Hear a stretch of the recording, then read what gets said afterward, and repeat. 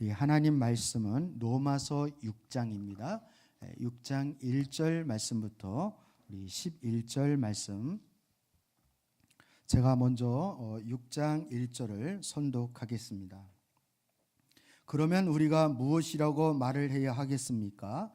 은혜를 더하게 하려고 여전히 죄 가운데 머물러 있어야 하겠습니까?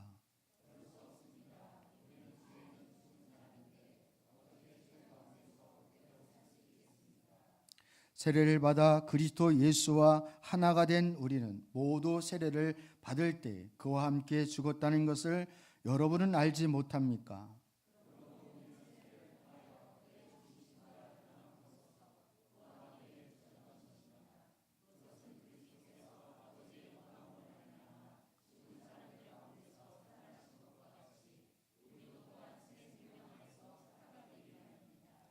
우리가 그의 죽으심과 같은 죽음을 죽어서 그와 연합하는 사람이 되었으면 우리는 부활에 있어서도 또한 그와 연합하는 사람이 될 것입니다.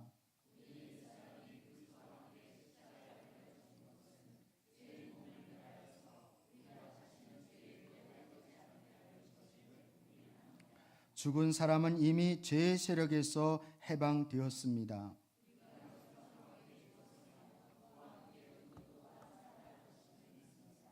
우리가 알기로 그리스도께서는 죽은 사람들 가운데서 살아나셔서 다시는 죽지 않으시며 다시는 죽음이 그를 지배하지 못합니다.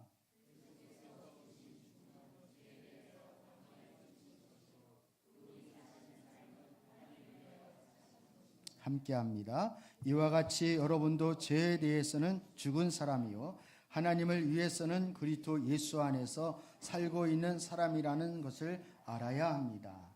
예, 아멘. 예, 아멘. 예.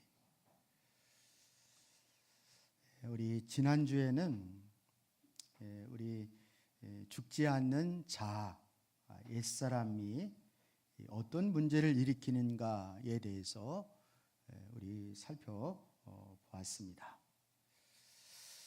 오늘 본문에서 사도 바울은 우리가 무엇이라고 말해야 합니까? 은혜를 더하려고 여전히 죄 가운데 머물러 있어야 하겠습니까? 이 앞에서 죄가 많은 곳에 은혜가 많다, 이렇게 사도 바울이 이야기했기 때문에 오늘 본문에서 그러면 은혜를 더하기 위해서 죄 가운데 여전히 머물러 있어야 합니까? 이러한 반론을 제기하고 있는 것입니다.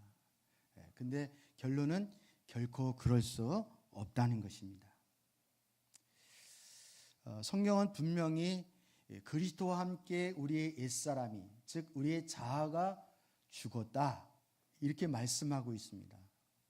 근데 문제는 우리가 현실에서 우리의 삶 가운데서 느끼는 것은 전혀 죽은 것 같지 않는 이런 것을 경험할 때 우리는 혼란스럽고 믿음이 송두리째 흔들릴 때가 한두 번이 아니라는 것입니다. 특히 우리 가까운 가족, 아내나 남편이 살았네, 펄펄하게 죽었다 그러더니 살아있구만 아직, 뭐 이럴 때 할 말이 없죠. 그런 경험 해보신 적 많으시죠? 내가 죽었다면 감정도 없어지고, 내가 죽었다면 성질도 없어지고, 내가 죽었다면 혈기도 없어져야 하는데 그렇지 않는 우리 자신의 모습을 보면 정말 죽었다고 그러는데 그게 맞는 말인가 혼란스럽습니다. 음란한 마음 같은 그런 것도 없어져야 하는데 그런데 여전히 그대로인 것을 느껴지기 때문에 우리는 괴로운 것입니다. 이런 것들이 살아서 내 안에서 꿈틀거리고 있는데 어떻게 내가 그리스도와 함께 십자가에 내 자아가 죽었다, 이렇게 자신 있게 말할 수 있겠느냐는 것입니다. 그렇다면 아직 안 죽은 것인가? 나만 안 죽었나? 그렇다면 우리 자아가 어떻게 죽을 수 있다는 말인가? 성경이 정말 참말을 하는 것이 아니라 거짓말을 하고 있는 것은 아닌가? 과장되게 말하고 있는 것은 아닌가?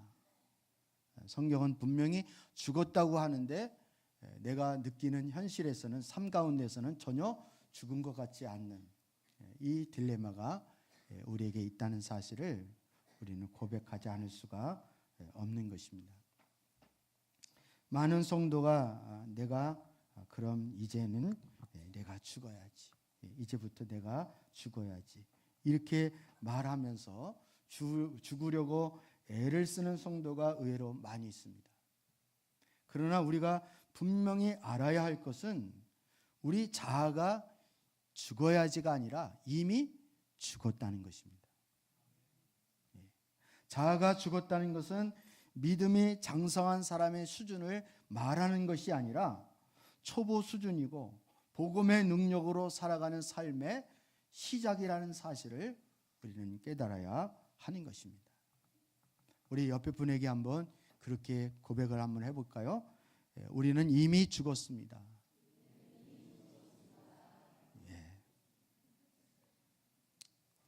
죽었다니까요. 우리 로마서 6장 3절을 한번 보도록 하겠습니다. 로마서 6장 3절, 오늘 본문에 있는 성경을 보시든지 아니면 우리 PPT에 있는 말씀을 봤으면 좋겠습니다. 같이 읽겠습니다. 시작. 세례를 받아 그리스도 예수와 하나가 된 우리는 모두 세례를 받을 때 그와 함께 죽었다는 것을 여러분은 알지 못합니까? 우리는 세례를 받을 때에 예수님과 함께 죽었다고, 예수님과 하나 되었다라고 말하고 있습니다. 그래서 사도 바울은 오늘 본문에서 로마서 6장 3절에서 우리는 예수님을 구주로 영접할 때 이미, 즉 세례를 받을 때 그와 함께 죽었다는 것을 알지 못합니까? 이렇게 반문을 하고 있습니다. 다시 말하면 저와 여러분은 예수님을 구주로 마음에 영접하는 그 순간에 이미 우리가 죽었다는 것입니다. 우리가 예수님을 믿고 세례를 받는다는 말은 곧 나는 죽고 예수님과 함께 다시 태어난다, 다시 살아났다 라는 말과 같은 말입니다. 그리스도인들은 이미 장례식을 치르고 사는 자들이다, 이렇게 말할 수 있습니다. 이것이 진리이고 복음이라는 것입니다. 여러분 세례 안 받으신 분도 계시겠지만 많은 분들이 세례를 받으셨죠? 저도 고등학교 2학년 때 여름 수련회 때 세례를 받았습니다. 여기 이제 일령이라고 있죠, 일령.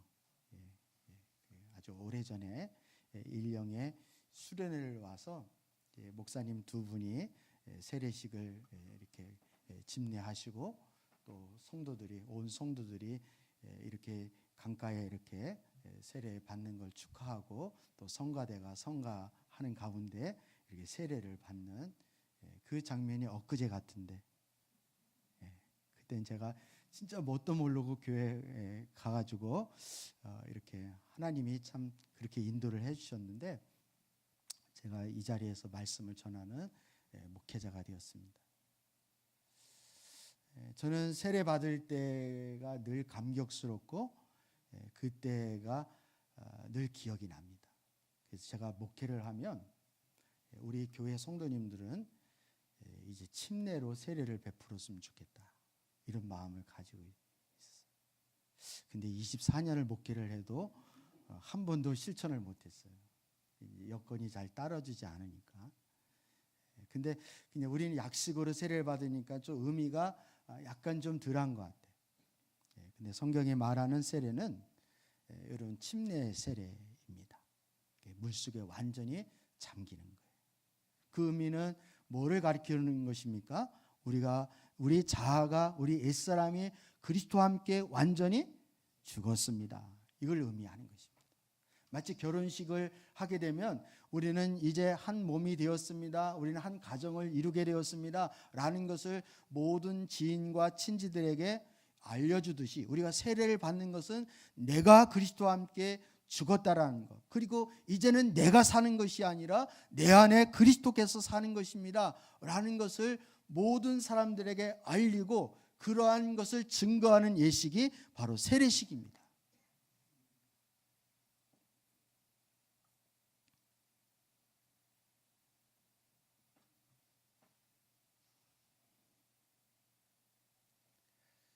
그러나 아직 중요한 것이 남아 있습니다.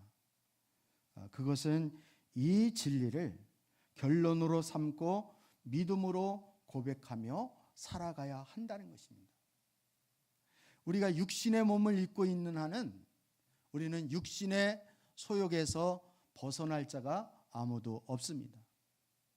따라서 우리가 천국에 가기 전까지, 즉 육신의 몸을 벗는 그 순간까지 우리는 그래서 믿음으로 내가 이미 그리스도와 함께 십자가에 죽었다는 이 진리의 사실을 믿음으로 고백하며 믿음으로 살아가는 것이 우리의 신앙생활이라 이렇게 말할 수 있습니다.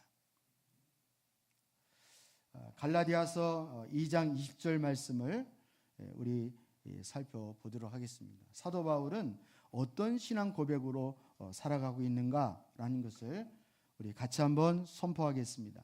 나는 그리스도와 함께 십자가에 못 박혔습니다. 이제 살고 있는 것은 내가 아닙니다. 그리스도께서 내 안에 살고 계십니다. 내가 지금 육신 안에서 살고 있는 삶은 나를 사랑하셔서 나를 위하여 자기 몸을 내어주신 하나님의 아들을 믿는 믿음 안에서 살아가는 것입니다. 사도 바울은 그리스도와 함께 십자가에 못 박혔기 때문에 이제는 자신 안에 누가 사신다고요? 내가 사는 것이 아니라 내 안에 그리스도께서 살고 계십니다. 이렇게 고백하고 있습니다. 예수님이 십자가에 죽으실 때에 우리의 옛사람도 예수님과 함께 십자가에 못 박혔습니다. 십자가는 예수님이 죽으신 십자가인 동시에 내가 죽은 십자가입니다. 예수님께서, 하나님께서 그것을 그렇게 정하신 것입니다. 하나님의 지혜와 능력으로 그렇게 하신 거예요. 예수님만 십자가에 달려 돌아가신 게 아니에요. 나는 안 죽고 예수님만 십자가에 달려 돌아가신 것이 아니라는 것입니다. 내가 그리스도와 함께 십자가에 못 박혔나니. 우리 옛사람이 그리스도와 함께 십자가에 못 박혔다. 우린 이미 우리 말씀을 통해서 살펴보았습니다. 우리도 사도 바울처럼 십자가의 복음이 자신에게 그대로 임하였음을 고백할 수 있어야 하는 것입니다. 우리는 자신에 대하여 사망 선고를 내야 합니다. 죄의 종노릇하던 자아가 자아에게 죽음을 선포해야 하는 것입니다. 나는 예수님과 함께 십자가에 죽었습니다. 이제 나는 예수님으로 사는 사람입니다. 예수님께서 나의 생명이고 나의 전부이십니다. 이런 고백이 우리에게 있어야 하는 것입니다. 한번 따라해 보실래요? 여러분도 이러한 신앙 고백이 여러분의 고백이 되어질 수 있기를 축복합니다. 나는 예수님과 함께 십자가에 죽었습니다. 이제 나는 예수님으로 사는 사람입니다. 예수님께서 나의 생명이시고 나의 전부이십니다.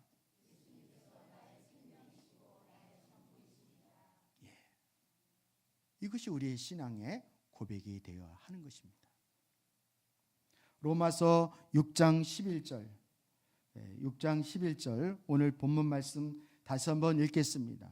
시작. 이와 같이 여러분도 죄에 대해서는 죽은 사람이요 하나님을 위해서는 그리스도 예수 안에서 살고 있는 사람이라는 것을 알아야 합니다. 죄에 대하여는 죽은 자, 하나님을 위해서는 그리스도 예수 안에서 산 자로 여겨야 한다는 것입니다. 여러분, 아담과 하와가 에덴 동산에서 하나님이 사람의 형상으로 만드시고 그 고의 생기를 불어넣으시고 에덴 동산에 대행자로 맡겨주셨습니다. 아담과 하와가 그때는 누구에 대해서는 살아있는 자가 되었을까요? 하나님에 대하여는 산자였고 죄에 대해서는 아담과 하와가 죽은 자가 되었습니다. 근데 하나님이 먹지 말라고 하는 선악과를 따먹는 그 즉시, 즉 죄가 들어오는 즉시 아담과 하와는 하나님에 대해서는 뭐한 자가 되었고요? 죽은 자가 되었고 죄에 대해서는 산자가 되었어요. 죄에 대해서는 산자. 그래서 우리는 영적 죽음이 우리에게 찾아오게 된 것입니다. 하나님의 말씀에 대해서, 하나님의 뜻에 대해서, 하나님이 기뻐하는 것에 대해서 반응을 못하는 거예요. 그리고 오직 뭐에 대해서만 반응을 해요? 죄에 대해서만 민감하게 반응을 하는 것입니다. 그래서 어떤 사람들 치고 죄가 지겹다, 죄가 밉다, 죄 짓기가 너무너무 어렵고 힘들다 이렇게 말하는 사람은 아무도 없습니다. 죄는 항상 우리에게 따뜻한 것이고 우리에게 좋은 것으로 다가오고 우리에게 희열을 주고 기쁨을 주고 만족을 주는 것이 죄입니다. 죄의 맛이 있습니다. 죄 맛이 있습니다. 죄 맛이. 우리가 이렇게 고백하여 나갈 때, 즉 죄에 대하여는 죽은 자로 하나님에 대하여는 산 자로 여긴다. 오늘 본문 말씀에는 하나님을 위하여 여러분이 예수 그리스도 예수 안에서 살고 있는 사람이라는 것을 알아야 합니다. 이렇게 번역이 되어 있잖아요. 새 번역에는. 근데 개역 개정 성경에는 여겨야 합니다. 이렇게 되어 있습니다. 죄에 대해서는 죽은 자고 하나님에 대하여는 산 자로 여겨야 합니다. 그렇게 믿어야 합니다. 그렇게 고백을 해야 됩니다. 이런 의미가 담겨져 있습니다. 우리가 이렇게 고백하여 나아갈 때 그리스도 안에서 이루어진 죽음이 실제가 되어지는 것입니다. 그리고 그때 비로소 예수 그리스도께서 자신의 삶의 생명이 되시고 주인 되심을 그제야 체험하게 되어지는 것입니다. 십자가 복음 앞에 정직하게 서야 합니다. 그리고 십자가를 죽음으로 통과할 수 있는 그런 성도가 되어져야 합니다. 하나님 반드시 저와 여러분의 삶 가운데 십자가를 통과하는 그런 경험을 하게 해주십니다. 아직 못하셨으면 좀 기다리면 됩니다. 십자가는 오직 자아의 죽음으로만 통과할 수 있습니다. 자아의 죽음으로 십자가를 통과할 때 비로소 우리는 예수님이 내 생명이 되신다는, 즉 거듭난 새로운 삶을 살 수 있게 되는 것입니다. 예수님 안에서 죽음이 실제가 되어지면 모든 문제가 바뀌게 되어집니다. 두려움과 염려와 근심과 미움, 원망, 욕심, 조바심 다 사라지게 됩니다. 뭐 하면요? 예수 그리스도 안에서 죽게 되어지면. 이러한 것들을 느끼는 주체인 내 자아가 죽었기 때문에 그렇습니다.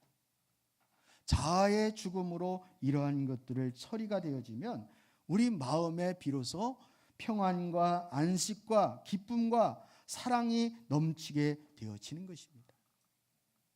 문제는 계속 말씀드리지만 사람이 문제가 아니라, 문제는 환경이 문제가 아니라 내 자아가 문제입니다. 내 자아가 십자가와 함께 예수 그리스도와 함께 죽게 되어지면 거기에서 진정한 회복이, 진정한 평안과 안식이 찾아오게 되는 것입니다. 예수님 안에서 언제 어디서든지 기뻐하고 감사하고 사랑할 수 있는 그런 사람이 되는 것입니다. 여러분, 많은 그리스도인들이 자아가 죽었다는 사실을 받아들이기를 참 어려워합니다. 혼란스러워합니다. 여러분, 복음에 대한 확실한 이 견고한 여러분의 신앙이 견고해질 수 있기를 주의 이름으로 축복합니다. 이건 마치 이런 거예요. 제가 어릴 때 저희 누님들이 저를 많이 놀렸는데 그 놀린 것 중에 하나가 너 주워 왔어 이렇게. 다리 밑에서 주워 왔어 이렇게. 그럼 그날따라 부모님에게 혼나잖아요. 그럼 그게 훨씬 더 사실로 느껴지는 거예요. 그래서 거울에 가서 제 모습을 보는 거예요. 우리 아버지랑 우리 엄마랑 닮았나? 어디가 다른가? 내가 진짜 주워 왔나? 이렇게. 제 마음이 혼란스러운 거죠. 혼란스러운 거죠. 지금 저보고 주워 왔어. 이렇게. 너는 주워 온 사람이야. 이렇게 얘기하면은 제가 그거에 대해서 흔들릴까요? 안 흔들리죠. 그냥 웃죠. 우리 신앙이 똑같은 거예요. 내가 그리스도 안에서 죽었습니다. 그리고 이제는 내가 사는 것이 아니라 내 안에 그리스도께서 사는 것입니다. 이 복음의 진리가 나에게 분명하면 어떠한 어려움과 시련이 와도 우리 흔들리지 않는 거예요. 근데 왜 우리가 흔들리느냐? 바로 복음에 대한 확신이 없기 때문에 그런 것입니다. 많은 그리스도인들이 자아가 죽었다는 사실에 대해서 받아들이기 어려워합니다. 왜냐하면 내가 죽었으면 감정도 죽고 성질도 죽고 혈기도 죽고 그리고 죄에 대해서 반응을 하지 말아야 하는데 여전히 내 안에서 꿈틀거리는 것이 있기 때문에 죽었다는 말에 대해서 제일 못 믿는 게 누구예요? 내 자신이 제일 못 믿어요. 다른 사람은 그냥 목사님 침 튀기면서 그냥 막 죽었다고 막 이렇게 해도 누가 못 믿어요? 내가 나를 못 믿는 거예요. 우리의 느낌으로 반응하는 것이 아니라 여러분 믿음으로 하나님의 진리에 대하여 십자가 복음의 진리에 대하여 여러분 믿음으로 반응할 수 있기를 주님의 이름으로 축복합니다. 우리의 죄가 사함받는 것과 옛사람이 죽은 증거가 바로 무엇이냐면 하나님이 우리에게 성령님을 선물로 주셨다는 거예요. 성령님은 거룩한 영이십니다. 따라서 우리가 우리 옛사람이 우리 죄에 대하여 죽지 아니하면 성령님은 우리에게 오실 수가 없는 거예요. 거룩한 영이기 때문에. 따라서 우리가 예수 그리스도 믿는 그 순간에 성령님이 우리에게 오시고 선물로 주신다는 의미는 이 진리가 참이라는 것을 증거하고 있습니다. 우리 옛사람이 그리스도와 함께 죽은 것입니다. 성령님이 우리 안에 거하시는 것을 보면 하나님께서 우리의 죄를 사하심과 또 우리의 옛사람이 죽었다고 인정하신다는 사실을 우리는 알 수가 있다는 얘기입니다. 예수님을 영접할 때 성령님이 우리 안에 오셨다는 것은 하나님께서 우리의 옛사람이 죽었다는 사실을 인정해 준다는 의미입니다. 우리가 존경하는 사람이나 사랑하는 사람이 함께 있으면 자신의 욕구나 계획이나 의지가 다 죽습니다. 오직 상대방을 위해서 모든 것을 하게 됩니다. 그래서 그런 부담스러운 분들은 빨리 내려가셨으면 좋죠. 계속 있는 게 힘들죠. 왜? 나 혼자 있어야 내가 마음껏 할 수 있으니까. 여러분, 사람만 같이 있어도 내가 정말 죄가 될 만한 그런 짓이라 그러죠. 짓. 나쁜 행동을 할 때 짓이라 그러잖아요. 이 짓거리를 안 하는 거예요. 근데 우리 안에 누가 계신다는 것을 인정을 하면 성령님이 계시다는 것을 인정을 하게 되어지면 우리는 달라지는 거예요. 우리 행동이 달라지는 것입니다. 여러분, 우리 고린도전서 15장 31절에 사도 바울은 이 문제를 어떻게 처리하고 있는가라는 것을 말씀을 통해서 확인하기를 원합니다. 함께 합니다. 형제 자매 여러분, 나는 감히 단언합니다. 나는 날마다 죽습니다. 이것은 우리 주 예수 그리스도께서 여러분에게 하신 그 일로 내가 여러분을 자랑스럽게 여기는 것만큼이나 확실한 것입니다. 더 있어요? 예. 사도 바울은 뭐라고 고백하고 있습니까? 나는 날마다 죽습니다. 죽음의 삶을 살았다고 이렇게 고백을 하고 있는 거예요. 사도 바울이 나는 날마다 죽습니다라고 고백하는 것은 여전히 육신의 욕구를 가지고 있다는 뜻입니다. 죽을 게 없는데 왜 날마다 죽어요? 죽었는데 뭘 또 죽어요? 사도 바울이 날마다 죽는다는 것은 저와 여러분처럼 우리 육신의 요구가 죄에 대해서 날마다 반응하는 것들이 올라오는, 스물스물 올라오는 것들이 있다는 것입니다. 사도 바울은 육신의 욕구가 살아있다는 것을 알고 있었습니다. 그러나 그럴 때마다 자신이 죽었다는 진리를 계속 확인하는 거예요. 계속해서 나는 죽었고 내 안에 예수님이 사신다, 이 진리를 결론을 삼고 고백을 하는 것입니다. 믿음으로 그렇게 여기는 것입니다. 그렇게 되어질 때, 그렇기 때문에 사도 바울이 이 믿음을 통해서 예수님께서 역사하실 수 있는 것입니다. 하나님은 사도 바울을 통해서 놀라운 하나님의 일들을 이루셨습니다. 왜냐하면 사도 바울이 어디 안에 서 있기 때문에 이게 가능한 거예요? 복음의 진리 안에 확실히 서 있었기 때문에 이게 가능한 거예요. 그래서 교회가 복음 위에 서야 하고 우리 성도님들 한 분 한 분이 복음 위에 서야 우리는 하나님의 일들을 성취하실 수 있다는 것입니다. 예수님의 제자 중에는 두 가지 유형이 있습니다. 첫 번째 유형은 주님의 일을 스스로 열심히 하는 사람들이고, 두 번째 유형은 주님이 자신을 통하여 일하시도록 하는 사람들입니다. 여러분, 이 차이점이 뭔지 아시겠습니까? 여러분, 열심히 일하는 사람이 좋아요, 안 좋아요? 여러분, 그럼 탱자탱자 놀아야 됩니까? 주의 일을 열심히 해야 됩니까? 아니면 열심히 안 해야 됩니까? 열심히 해야 되죠. 네, 여러분 잘 들어보십시오. 졸다가 또 목사님이 교회 일을 열심히 하지 말라 그랬어. 또 이렇게 또 해석을 해가지고 또 이상하게.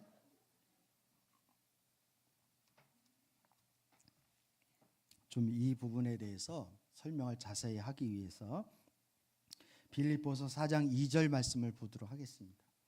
주님의 일을 스스로 열심히 하는 유형의 제자를 지금 살펴보는 겁니다. 읽습니다. 시작. 나는 유오디아에게 권면을 하고 순두계에게도 권면을 합니다. 주님 안에서 같은 마음을 품으십시오. 이렇게. 사도 바울은 지금 유오디아와 순두계에게 무엇을 권면하고 있어요?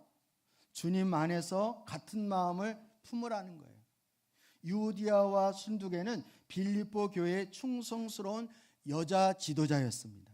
그러나 한편으로 교회 내의 분열과 시험을 일으키는 사람이었어요.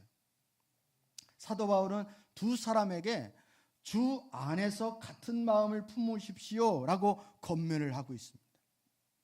이것을 보건대 열심히 무조건 좋은 것만은 아니라는 사실을 알 수 있습니다. 유디아와 순두계 같은 유형의 사람들은 열심은 있지만 주도권을 누가 가지고 있을까요? 자신이 가지고 있는 사람이에요. 그래서 잘하는 것은 자신의 자랑과 교만으로 나타나는 거예요. 이런 사람이 열심이 없지가 않습니다. 열심이 특심입니다. 그런데 문제는 잘할 때는 말을 하지 않지만 자신이 그거에 대해서 자부심을 갖거나 마음이 교만해져요. 그리고 반대로 무슨 일이 안 됐을 때는 아주 힘들어합니다. 불평, 불만, 낙심의 나락으로 떨어지게 됩니다.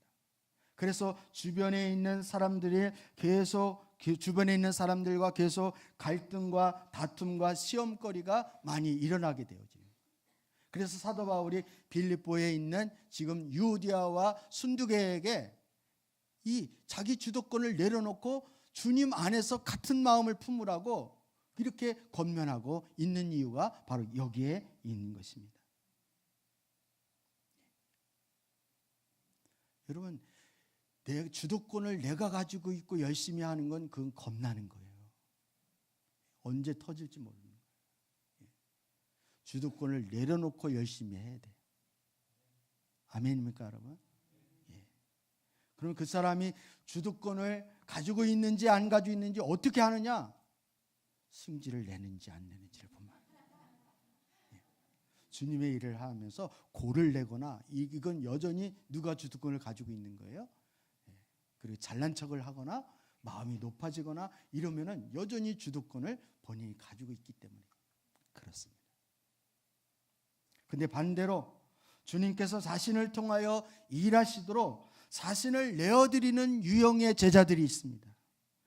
이 대표적인 샘플이 사도 바울이라고 말할 수 있는데, 사도 바울은 어떻게 자신에 대해서 고백하고 있는지 우리 로마서 15장 17절 18절 말씀을 보도록 하겠습니다. 그러므로 시작. 그러므로 나는 하나님을 섬기는 일을 그리스도 예수 안에서 자랑스럽게 생각합니다. 그리스도께서 이방 사람들을 복종케 하게 하시려고 나를 시켜서 이루어 놓으신 것밖에는 아무것도 감히 말하지 않겠습니다. 그 일은 말과 행동으로 이렇게. 사도 바울은 자신이 한 일을 나타내고 드러내는데 결코 관심이 없습니다. 그리스도께서 이방 사람들을 복종케 하시려고, 즉 예수 믿고 하나님의 주권을 인정하는 사람으로 세우기 위해서 나를 시켜서 이루어 놓으신 것, 복음사역이죠. 나를 시켜서 이루어 놓으신 것, 이것밖에는 아무것도 감히 말하지 않겠습니다. 다시 말하면 자신의 사역을 누가 시킨 거라는 거예요? 하나님께서 시켰다는 뜻이에요. 사도 바울이 말하고 싶은 것은 오직 예수님께서 자신을 통해서 어떻게 역사하셨는지 이거에 관해서만 말하고 싶은 것입니다. 삶의 주도권이 예수님께 있음을 말해주고 있는 것입니다.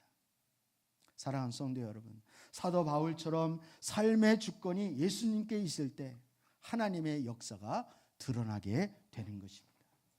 내가 일하는 것처럼 보이지만 실제로 하나님께서 일하시는 거예요. 어떤 일이 잘 되었어도 교만하지 않습니다. 겸손할 수밖에 없습니다. 왜? 내가 한 것이 아니라 누가 한 것이기 때문에, 주님이 하신 것이기 때문에. 이런 분들은 와, 대단하다. 어떻게 그 일을 하셨어요? 그러면 주님이 하셨습니다. 이렇게. 주님이 하셨습니다. 우리 집사님은 어떻게 이렇게 믿음이 좋으세요? 이렇게. 주님이 하셨습니다. 여러분 한번 옆에 분에게 그렇게 한번, 이미 이제 감동을, 이런 멘트를 이제 받았어요. 그러면 그때 어떻게 반응하는지. 주님이 하셨습니다.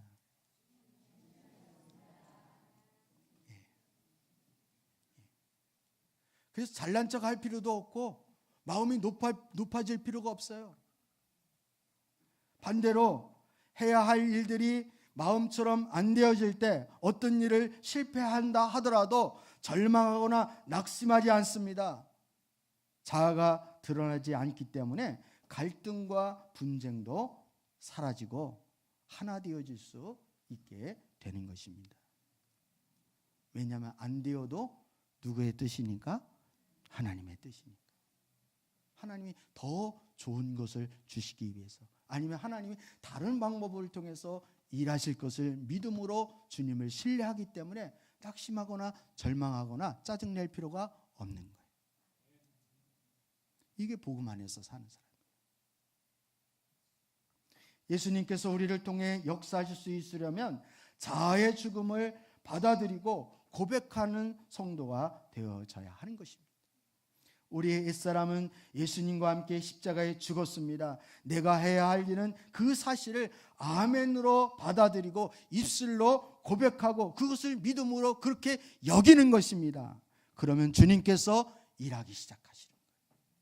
여러분 같으면, 여러분이 하나님 같으면 어떤 유형의 제자를 쓰실 것 같아요? 여전히 주도권을 자신이 가지고 열심히 하려고 막 이런 덤벼드는 사람을 쓰실 것 같아요? 아니면 주도권을 주님에게 드리고 나는 죽었고 내 안에 주님께서만 사십니다. 그렇게 믿음으로 고백하고 여기는 제자를 쓰시겠습니까? 전자입니까? 후자입니까? 저 같아도 후자입니다. 그래서 교회의 진정한 일꾼은 복음의 토대 위에 선 자가 바로 복음의 일꾼이 되어지는 거예요. 교회의 진정한 일꾼은 오랜 신앙생활을 오래 했기 때문이 아니라, 그리고 높은 직분을 가지고 있기 때문이 아니라, 자아의 죽음을 인정하고 십자가의 복음으로 죽음을 통과한 자가 진짜 하나님 앞에 쓰임받는 훌륭한 주님의 일꾼이 되어지는 것입니다. 이거는 목사이든 성도이든 누구든 다 마찬가지입니다. 그러나 이것은 우리가 아무것도 하지 않는 것을 말하는 것이 아닙니다. 어떤 분들은 왜 가만히 있느냐, 나 예수님과 함께 죽었기 때문에 그렇다고, 아무것도 난 안 한다고, 난 그래서 사역도 내려놓고 나는 아무것도 안 한다고, 이제 이렇게 말하시는 분이 있어요. 그걸 얘기하는 게 아니에요. 죽음을 믿고 고백한다는 것은 예수님께 맡기고 완전히 순종하는 상태를 말하는 것입니다.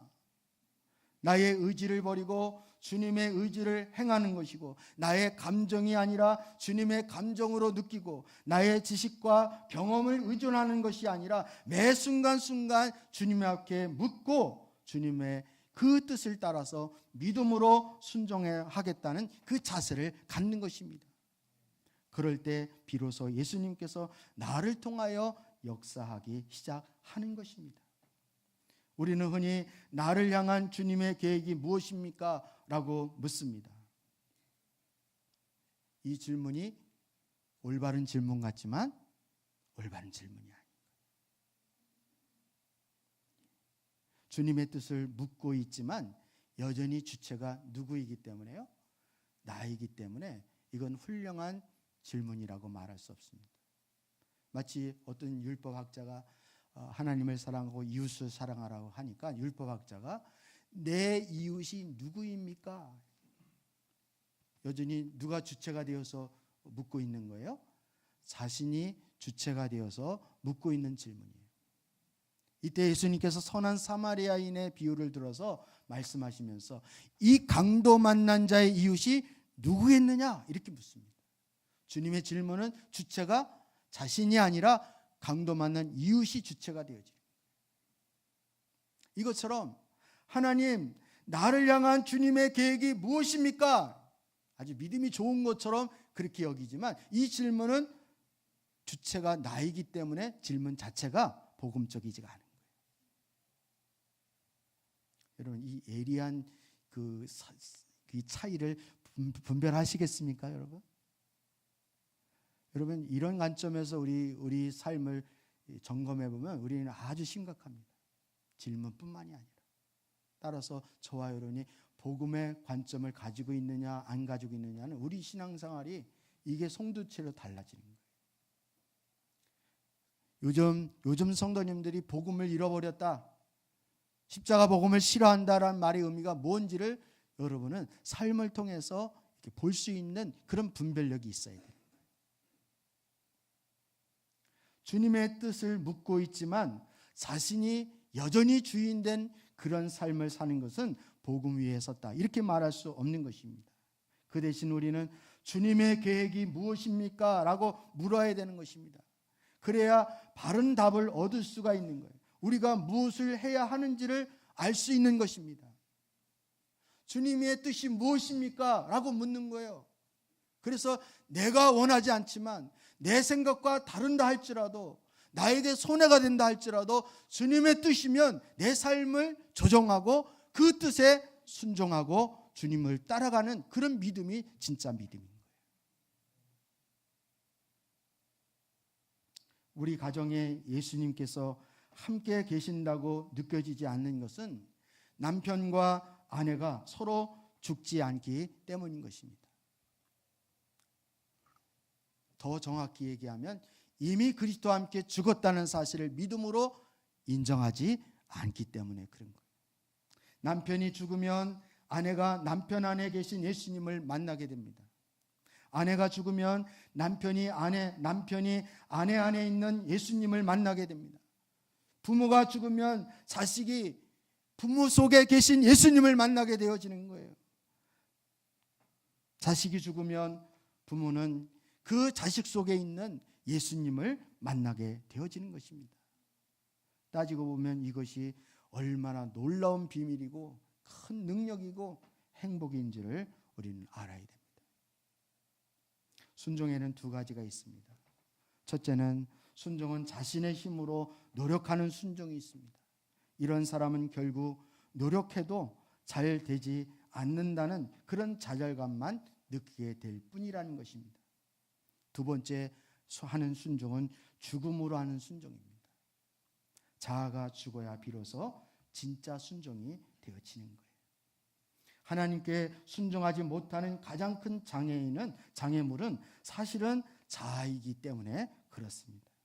내 자아의 죽음은 결코 돌을 닦아서 이루어야 할 경지가 아닙니다. 지금은 나는 신앙이 초보이기 때문에 자아가 죽지 않고 신앙생활을 오래 해야, 성숙해야 그때 비로소 자아가 죽는다, 이것도 아닙니다. 내가 죽는다는 것은 믿음의 시작이고, 내가 죽는다는 것은 주님의 역사가 이제부터 출발한다는 뜻입니다. 따라서 예수 그리스도를 영접하는 그 순간부터 우리는 우리의 자가, 내가 그리스도와 함께 죽었고 이제는 내가 사는 것이 아니라 내 안에 그리스도께서 사는 것이고, 이제는 내 안에 사시는 그 예수 그리스도를 믿는 믿음 안에서 사는 것임을 고백하는 자입니다. 여기에 놀라운 생명이 있고 승리가 있는 거예요. 우리 사랑교회 모든 성도님들이 이런 나는 죽고 예수 그리스도로 사는 삶, 즉 죄에 대해서는 죽고 하나님에 대해서만 반응할 수 있는 그런 삶으로 다 나아갈 수 있기를 주님의 이름으로 축복합니다.